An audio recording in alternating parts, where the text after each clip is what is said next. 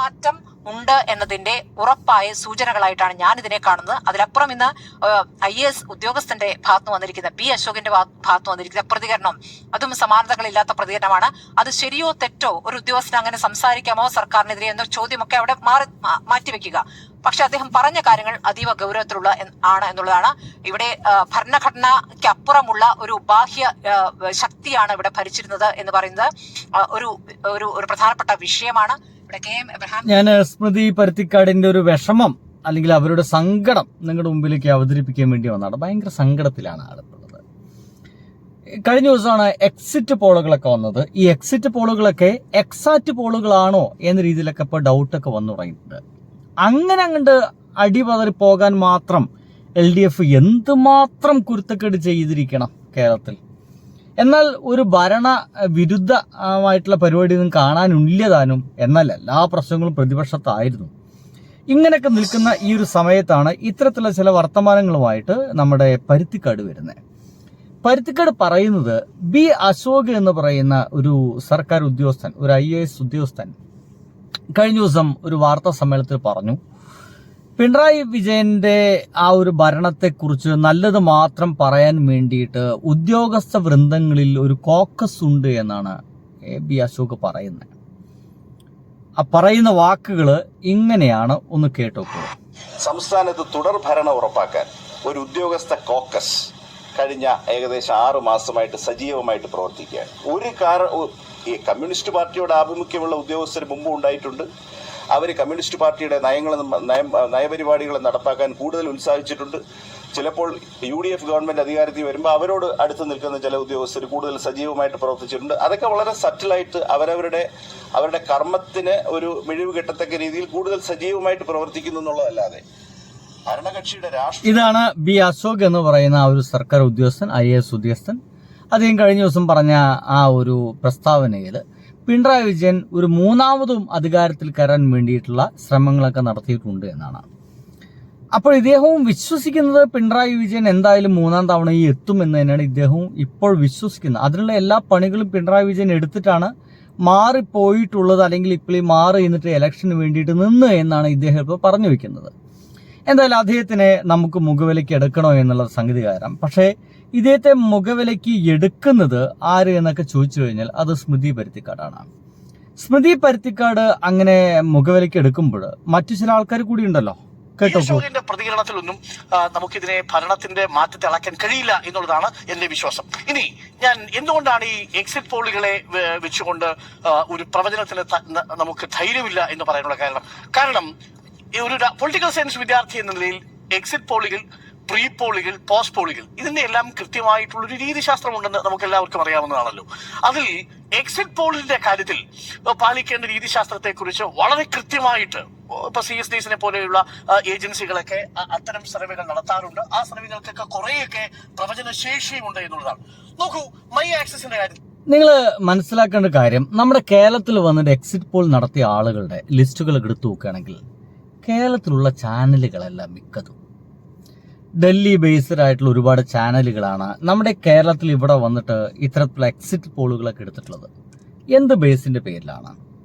എങ്ങനെയാണ് ഇവര് ഈ എക്സിറ്റ് പോളിന് വേണ്ടിയിട്ടുള്ള ആളുകളൊക്കെ തിരഞ്ഞെടുത്തത്?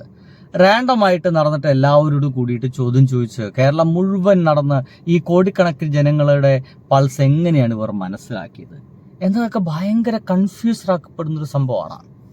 എന്തായാലും ഇവിടെ അരുൺകുമാർ കൃത്യമായിട്ട് പറയുന്നുണ്ട്. നേരത്തെ വിശദീകരിക്കാൻ ശ്രമിച്ചതാണ്. മൈ ആക്സിസ് എത്ര സാമ്പിൾ എടുത്തിരിക്കുന്നത് അറിയാമോ? മൈ ആക്സിസ് എടുത്തിരിക്കുന്ന സാമ്പിൾ കേരളത്തിൽ മാത്രം 24,419. മൈ ആക്സിസ് മൈ ഇന്ത്യ ചെയ്യുന്നത് എന്താണ്? എക്സിറ്റ് പോൾ ആണ്. എക്സിറ്റ് പോൾ എന്ന് പറഞ്ഞാൽ എന്താണ്? പോസ്റ്റ് പോളും എക്സിറ്റ് പോളും തമ്മിലുള്ള വ്യത്യാസം, എക്സിറ്റ് പോള് വോട്ട് ചെയ്ത് പോളിംഗ് ബൂത്തിൽ നിന്ന് പുറത്തേക്ക് ഇറങ്ങുന്ന വോട്ടറോട് ആണ് കാര്യങ്ങൾ ഈ ഇന്റർവ്യൂ ഷെഡ്യൂളുമായിട്ട് ചെല്ലുന്നത്, അല്ലെങ്കിൽ ക്വസ്റ്റ്യനുമായിട്ട് ചെല്ലുന്നത്. അതിനുശേഷമാണ് അതിൽ ഉത്തരങ്ങൾ രേഖപ്പെടുത്തേണ്ടത്. 3, 4, 5 ചോദ്യങ്ങളായിരിക്കും. കാര്യം അധിക സമയം അവിടെ ചെലവഴിക്കാനില്ലാത്തതുകൊണ്ട് 10ഓളം ചോദ്യങ്ങൾ ചോദിക്കുന്നു. ആ ചോദ്യങ്ങളിൽ നിന്നാണ് ഈ പറയുന്ന ഉത്തരങ്ങളിലേക്ക് എത്തേണ്ടത്. അപ്പോൾ ഒരു പോളിംഗ് ബൂത്തിൽ നിൽക്കുന്ന ഒരാൾ പുറത്തേക്ക് വോട്ട് ചെയ്ത് പുറത്തേക്ക് ഇറങ്ങുന്ന സമയത്ത് സിസ്റ്റമാറ്റിക് റാൻഡം സാമ്പിളിംഗിലൂടെ, അതായത് ഇതൊക്കെ എങ്ങനെ പോസിബിൾ ആണ് അല്ലേ?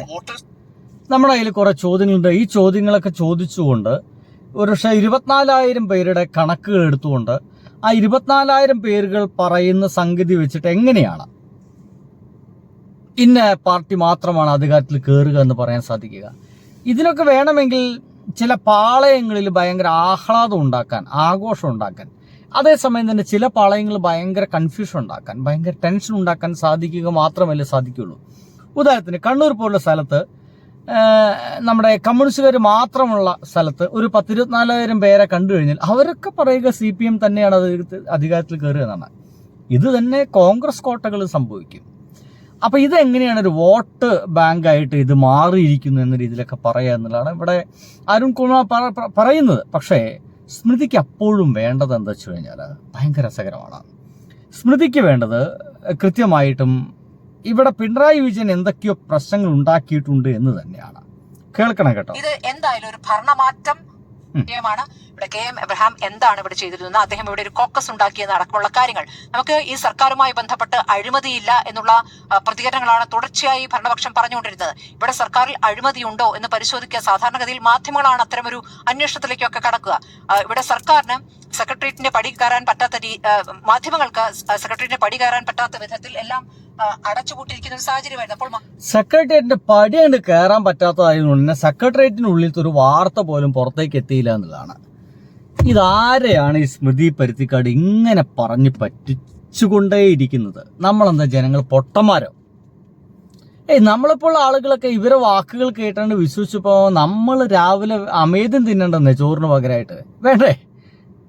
ഇതൊക്കെ ഉത്തരേന്ത്യയിലത്തെ എന്താ പറയുക 5 പൈസയ്ക്ക് വിവരമില്ലാത്ത ചില ജനതയോടൊക്കെ പോയി പറഞ്ഞാൽ ചിലപ്പോൾ അവർ വിശ്വസിച്ചു നോക്കി വരും. നമ്മൾ എന്തിനാ വിശ്വസിക്കുന്നതൊക്കെ? എൻ്റെ പൊന്നു സുഹൃത്തുക്കളെ, നമ്മുടെ ഈ ഭരണത്തിൽ നടക്കുന്ന അഴിമതികൾ മാധ്യമങ്ങളാണോ പുറത്തേക്ക് കൊണ്ടുവരിക? തീർച്ചയായിട്ടും മാധ്യമങ്ങളല്ല എന്ന് തന്നെ പറഞ്ഞു വെക്കട്ടെ. ഇത്തരം അഴിമതികൾ ഉണ്ടെങ്കിൽ അത് പുറത്തേക്ക് കൊണ്ടുവരിക 100% പ്രതിപക്ഷമായിരിക്കും. പ്രതിപക്ഷം അത് പുറത്തേക്ക് ഇട്ട് കഴിഞ്ഞാൽ അതിൻ്റെ മേലെ പിടിച്ചിട്ട് മാധ്യമങ്ങൾ പലതും ഉണ്ടാക്കാൻ ശ്രമിക്കുകയല്ലാതെ വേറെന്താണ് സംഭവിക്കുക? അപ്പൊ ഇവര് മാധ്യമങ്ങൾ എന്തോ ഒരു വലിയ സംഭവം എന്നൊക്കെ ഇങ്ങനെ പറഞ്ഞു വെക്കുക. എന്തായാലും കേൾക്കണം കേട്ടോ. ഇവരെ മാധ്യമങ്ങൾക്ക് ഒരു തരത്തിലും വാർത്തകൾ കിട്ടാത്തൊരു സാഹചര്യം ആ രൂപത്തിലുണ്ടായിരുന്നു എന്നുള്ളതാണ്. ഇനി അത്തരം കാര്യങ്ങൾ ഉദ്യോഗസ്ഥർ തന്നെ പുറത്തേക്ക് വരുമോ എന്ന് മാധ്യമങ്ങൾക്ക് അത്തരത്തിലുള്ള ഒരു വാർത്തകളൊന്നും കിട്ടിയിട്ടില്ല എന്നുള്ളതാണ്. അങ്ങനെ ഒരു വാർത്തകൾ മാധ്യമങ്ങൾക്ക് കിട്ടിയിട്ടില്ല എങ്കിൽ അത്തരം വാർത്തകളൊന്നും ക്രിയേറ്റ് ചെയ്യപ്പെടുന്ന ഒരു അവസ്ഥ ഈ പിണറായി വിജയൻ ഗവൺമെന്റിന്റെ ഭരണകാലഘട്ടത്തിൽ ഉണ്ടായിരുന്നില്ല എന്നുള്ളതാണ്. അതുണ്ടെങ്കിൽ പ്രതിപക്ഷം അത് ഏറ്റുപിടിക്കില്ലേ? പ്രതിപക്ഷം അത് ഏറ്റവും വലിയ വിഷയമായിട്ട് അവതരിപ്പിക്കില്ലേ? അതുമായി കോടതിയിൽ പോവില്ലേ? കേസ് നടത്തില്ലേ?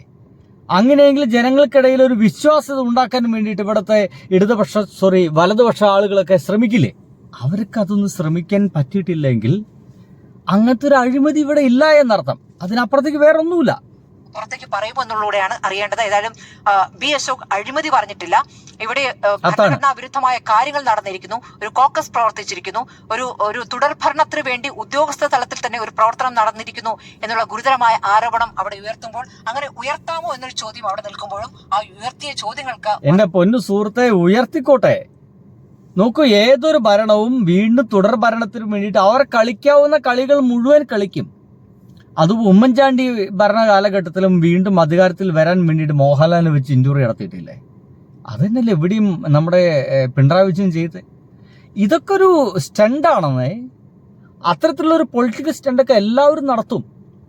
അത് എന്നാൽ അപ്പോഴും സ്മൃതി പരുത്തിക്കാട് പറയുന്നു, അപ്പോഴും അഴിമതി ആരോപണം ഇതുവരെയും അദ്ദേഹം നടത്തിയിട്ടില്ല. അദ്ദേഹം പിണറായി വിജയനെ കുറിച്ചിട്ട് ഈ പറയുന്ന മനുഷ്യൻ തന്നെ പറയുന്നത്, പിണറായി എന്ന് പറയുന്ന ഒരു രക്ഷയില്ലാത്ത മനുഷ്യൻ എന്നുള്ളതാണ്. ഒരു ഗംഭീരനായിട്ടുള്ള മനുഷ്യൻ എന്നാണ് ഇദ്ദേഹം തന്നെ പറയുന്നത്. ഫണ്ടുകൾ ഉപയോഗിക്കാവൂ. ഇവിടെ അനാവശ്യമായിട്ടുള്ള രാഷ്ട്രീയ സമ്മർദ്ദങ്ങൾ കൊണ്ടുവരികയും പോട്ട് ഞാനിപ്പോ അദ്ദേഹത്തിന്റെ ആ പിണറായി വിജയനെ കുറിച്ച് പറയുന്ന ഒരു ഡയലോഗ് എവിടെയെങ്കിലും കിട്ടുമെന്ന് നോക്കിയായിരുന്നു. എന്തായാലും അതെന്റെ ഇത് പോയി എന്നുള്ളതിനാൽ നിങ്ങളുടെ മുമ്പിലേക്ക് അത് എത്തിക്കാൻ എനിക്ക് സാധിക്കുന്നില്ല, ക്ഷമിക്കുക. പക്ഷേ അദ്ദേഹം അത് പറഞ്ഞിട്ടുണ്ട്. നിങ്ങൾ ആരെങ്കിലും അത് കേട്ടിട്ടുണ്ടാവും, അല്ലെങ്കിൽ തപ്പിപ്പിടിച്ചതൊന്ന് കേൾക്കണം കേട്ടോ. ഭയങ്കര രസകരമായിട്ട് പിണറായി വിജയനെ കുറിച്ച് അദ്ദേഹം പറയുന്നുണ്ട് എന്നുള്ളതാണ്. അപ്പോഴും ചില എന്താ പറയുക ആളുകൾക്ക് ചോര തന്നെ കൊതുകിന് കൗതുകം എന്ന് പറയുന്ന രീതിയിലാണ് ചില കാർഡുകളൊക്കെ ഇങ്ങനെ പ്രവർത്തിച്ചു കൊണ്ടേയിരിക്കുന്നത് അല്ലേ? ഒന്ന് ആലോചിച്ച് നോക്കി, എന്ത് രസകരമാണ് കാര്യങ്ങൾ. ബൈ.